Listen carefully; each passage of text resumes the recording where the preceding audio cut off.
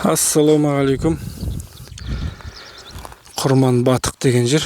Құрман Батырдың кесенесі Адайдың Бұлқылдақ ауылының қасында, Қызылқоға ауданы, Сағыз ауылына 20 шақты километр деймін шамамен. Бұл жазулар оқылмайды, көрінбей тұр.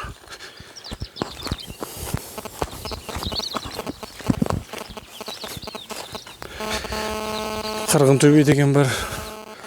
Ана жердегі төбе Қарғын төбе. Қарғын төбе деген жер.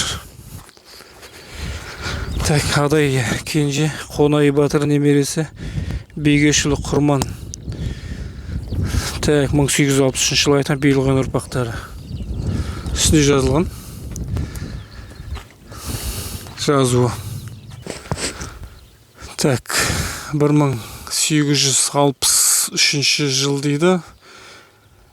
Так, Адай руы, Жеменей тайфасы. Мына жерде кенже сияқты кенже бөлімі болу керек. Бегеш баласы Құрман Батыр дейді. Опат 77 жасында дейді. 77 жасында. Кесенені қалпына келтіріп қойған ұрпақтары.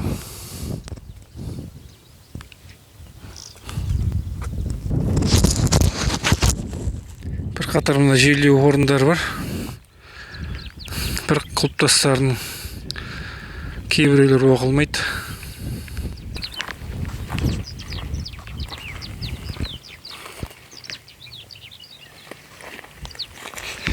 Құрман Батық деп аталуының себебі Құрманның Батық деген кісі Құрманның бір ағайынды бар. Жиені мен ағашысы ма екен, қателеспесем.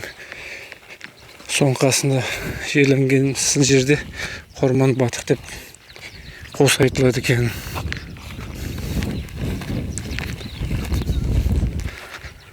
Құлпытас пен қойтас. Мен қойтас деп айтады. Дұрыс көрінбей тұр, мына жерде Адай руы екен жазылып тұр.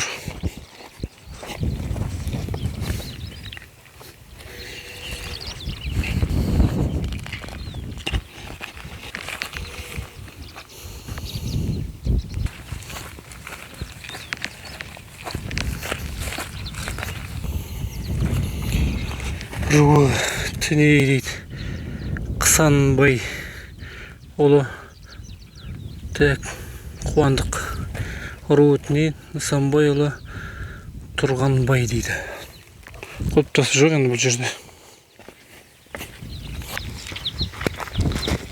Руы Қосым Серкеш Кәтене Қыстаубай қызы.